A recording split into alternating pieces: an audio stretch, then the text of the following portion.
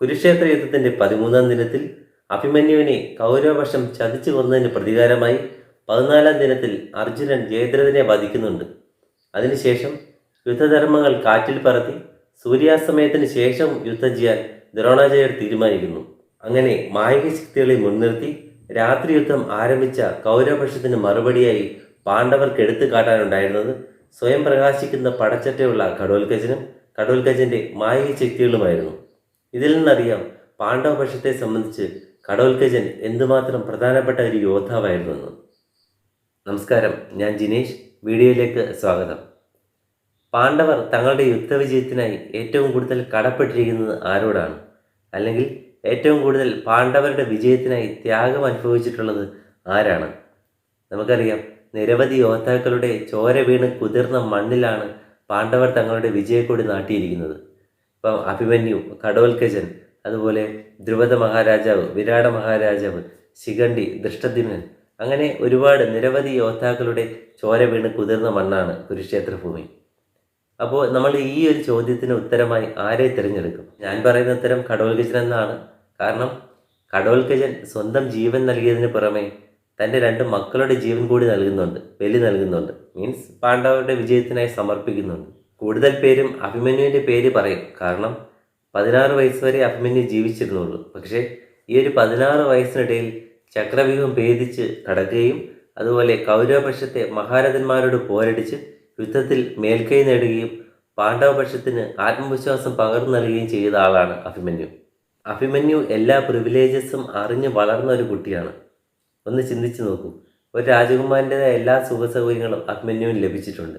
അതുപോലെ അഭിമന്യുവിനെ പരിശീലിപ്പിച്ചതാരൊക്കെയാണ്? അർജുനനും ഭീമനും അമ്മാവന്മാരായ ശ്രീകൃഷ്ണനും ബലരാമനും ഒക്കെയാണ്.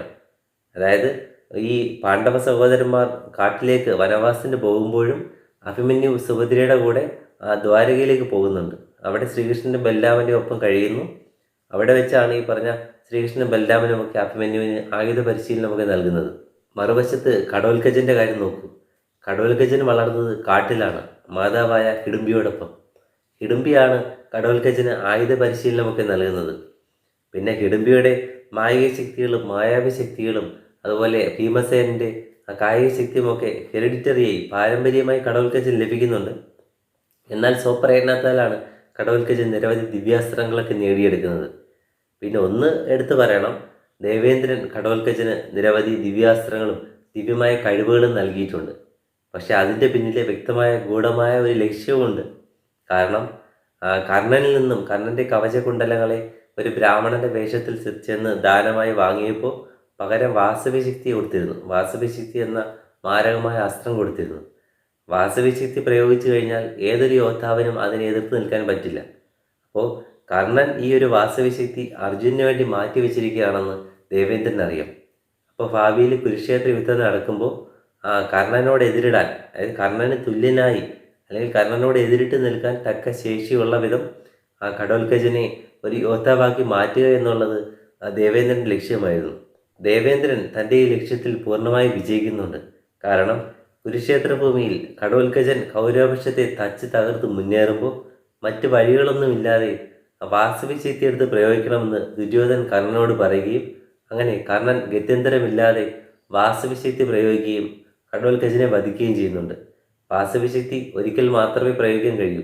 അങ്ങനെ അർജുൻ്റെ ജീവൻ അവിടെ രക്ഷപ്പെടുകയാണ്. അപ്പോൾ ഈ ഘടോൽക്കജനെ കൃത്യസമയത്ത് യുദ്ധഭൂമിയിലേക്ക് അയച്ച് കർണനെ കൊണ്ട് വാസവി ശക്തി പ്രയോഗിക്കാൻ പ്രേരിപ്പിക്കുന്നത് ശ്രീകൃഷ്ണനാണ്.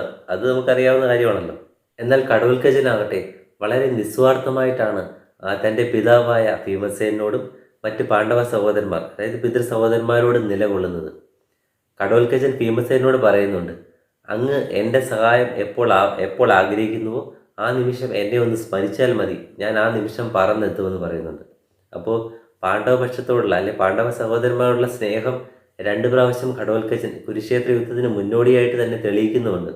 പാണ്ഡവർ തങ്ങളുടെ വനവാസകാലത്ത് നരനാരായണ മഹർഷിമാരെ കാണാൻ വേണ്ടി ബദരിയാശ്രമത്തിലേക്ക് പോകുന്ന വേളയിൽ യാത്രാക്ഷീണത്താൽ പാണ്ഡവരും പാണ്ഡവ സഹോദരന്മാരും ദ്രൗപദിയും തളർന്നു വീഴുന്നു.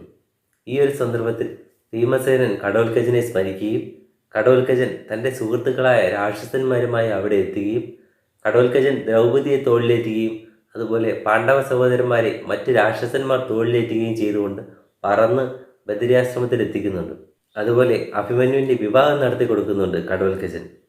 അഭിമന്യുവും തൻ്റെ അമ്മാവനായ ബലരാമൻ്റെ മകൾ വത്സലയുമായി സ്നേഹബന്ധത്തിലായിരുന്നു. അവർ വിവാഹം കഴിക്കാൻ ആഗ്രഹിച്ചിരുന്നു. എന്നാൽ തൻ്റെ പ്രിയപ്പെട്ട ശിഷ്യനായ ദുര്യോധനൻ്റെ മകൻ ലക്ഷ്മണകുമാരന് വത്സലയെ വിവാഹം കഴിപ്പിച്ച് നൽകാൻ ബലരാമൻ തീരുമാനിക്കുന്നു. ഈ ഒരു സന്ദർഭത്തിൽ ബലരാമൻ്റെ കൊട്ടാരത്തിൽ നിന്നും വത്സലയെ അഭിമന്യുവിൻ്റെ അടുത്തെത്തുകയും അതുപോലെ അവരെ വിവാഹം കഴിപ്പിച്ച് കൊടുക്കുകയും ചെയ്യുന്നത് ഘടോൽക്കചനാണ്.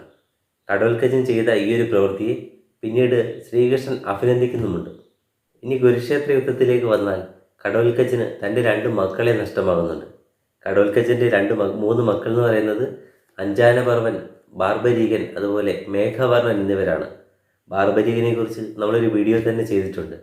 കുരുക്ഷേത്ര യുദ്ധത്തെ വെറും 3 നിമിഷത്തിനുള്ളിൽ ഇല്ലാതാക്കാൻ ശേഷിയുള്ള അത്രമാത്രം കഴിവുള്ള ഒരു യോദ്ധാവാണ് ബാർബരീകൻ. അത്രമാത്രം ശേഷിയുള്ള 3 മാരകമായ അസ്ത്രങ്ങൾ പരമശിവനിൽ നേടിയെടുത്ത ആളാണ് ബാർബരീകൻ.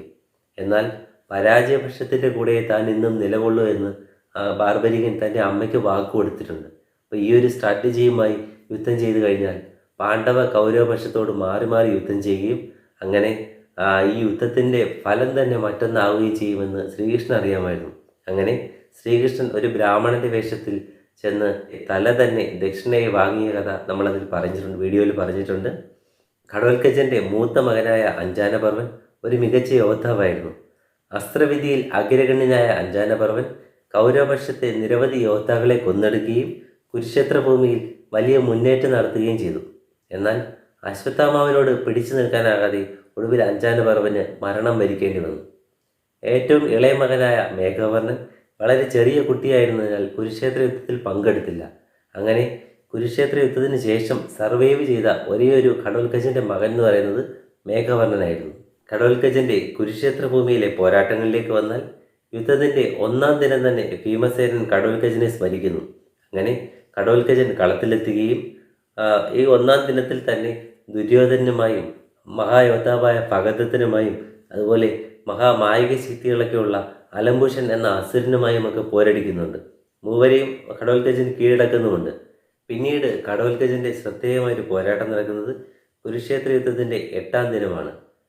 അർജുനന് നാഗരാജകുമാരിയായ ഉലൂപിയിൽ ജനിച്ച പുത്രനായ ഇരാവൻ അലംബുഷാസനുമായി പോരടിക്കുകയും അലംബുഷനായി കൊല്ലപ്പെടുകയും ചെയ്യുന്നുണ്ട്. നിരവധി മായിക ശക്തികളുള്ള അലംബുഷാസുരനും അതുപോലെ കൂടെ അലായുധൻ രാക്ഷസനും ചേർന്ന് പിന്നീട് ഘടോൽക്കചനെ ആക്രമിക്കുന്നു. അങ്ങനെ ഇരാവൻ്റെ മരണത്തിന് പ്രതികാരമായി ഘടോൽക്കചൻ അലംബുഷാസുരനെയും അലായുധനെയും വധിക്കുന്നുണ്ട്. പിന്നീട് നടന്ന പോരാട്ടങ്ങളിൽ കർണനും അശ്വത്ഥാമാവും ഒഴികെ മറ്റെല്ലാ കൗരവപക്ഷ യോദ്ധാക്കളുമായും ഘടോൽക്കചന് പോരാടുകയും യുദ്ധത്തിൽ മേൽക്കൈ നേടുകയും ചെയ്യുന്നുണ്ട്. ഈ പറയുന്നതിലെല്ലാം ദ്രോണരുണ്ടെന്ന് ഓർക്കണം. പിന്നീട് ഘടോൽക്കചൻ്റെ വിശ്വരൂപം പുറത്തു വന്നത് തൻ്റെ മകനായ അഞ്ജാനപർവനെ അശ്വത്ഥാമാവ് വധിച്ചു എന്നറിയുമ്പോഴാണ്. അങ്ങനെ ഘടോൽക്കചൻ തൻ്റെ സകല മായിക ശക്തികളും എടുത്ത് ആഞ്ഞടിക്കുകയും കൗരവപക്ഷത്തിന് സർവനാശം വരുത്തുകയും ചെയ്യുന്നു. അങ്ങനെ കൗരവപ്പടയെ ഘടോൽക്കചൻ ഒറ്റയ്ക്ക് തീർക്കും എന്നൊരവസ്ഥയിലാണ് ദുര്യോധൻ മറ്റ് മാർഗമൊന്നുമില്ലാതെ കർണനോട് വാസവശക്തി പ്രയോഗിക്കാൻ പറയുന്നത്. അങ്ങനെ കർണൻ വാസവശക്തി പ്രയോഗിച്ച് അത് ഏറ്റ് ഘടോൽക്കചൻ യുദ്ധഭൂമിയിൽ മരിച്ചു വീഴുന്നത്. ഒന്ന് ഓർക്കുക, വാസവശക്തി ഏറ്റ് താൻ മരിക്കുകയാണെന്ന് ഘടോൽക്കചൻ അറിയാമായിരുന്നു. ആ ഒരു സന്ദർഭത്തിൽ തൻ്റെ മരണം കൊണ്ട് പോലും തനിക്ക് എങ്ങനെ പാണ്ഡവപക്ഷത്തെ സഹായിക്കാം എന്ന് ഓർത്ത ഘടോൽക്കചൻ തൻ്റെ മായിക ശക്തിയാൽ തൻ്റെ ശരീരം പരമാവധി വലുതാക്കുകയും അങ്ങനെ കൗരവപ്പടയുടെ മേലിലേക്ക് മറിഞ്ഞു വീഴുകയും ചെയ്യുന്നുണ്ട്. ആ ഒരു വീഴ്ചയിൽ തന്നെ കൗരവപക്ഷത്തിൻ്റെ ഒരു വലിയ ഭാഗം ഇല്ലാതാകുന്നുണ്ട്. അപ്പോൾ ഇങ്ങനെ ചിന്തിച്ച് നോക്കൂ, കൗരവപക്ഷത്തിന് മേൽ പാണ്ഡവപക്ഷം നേടിയ വിജയത്തിൻ്റെ മുന്നണി പോരാളി എന്ന് പറയുന്നത് നമ്മുടെ എവരുടെയും മനസ്സിൽ അർജുനാണ്. അപ്പോൾ ആ അർജുനൻ്റെ ജീവൻ സംരക്ഷിച്ച ഘടോൽക്കചനല്ലേ ഏറ്റവും വലിയ ത്യാഗിയും നിസ്വാർത്ഥനുമായ യോദ്ധാവെന്ന് പറയുന്നത്. വീഡിയോ ഇഷ്ടമായെങ്കിൽ ലൈക്ക് ചെയ്യുക, അഭിപ്രായങ്ങൾ കമൻറ്റുകളായി രേഖപ്പെടുത്തുക. ആദ്യമായി വീഡിയോ കാണുന്നവർ സബ്സ്ക്രൈബ് ചെയ്യുക. ക്ഷമയോടെ കേട്ടിരുന്നതിന് നന്ദി. മറ്റൊരു വീഡിയോയിൽ കാണാം. Thank you.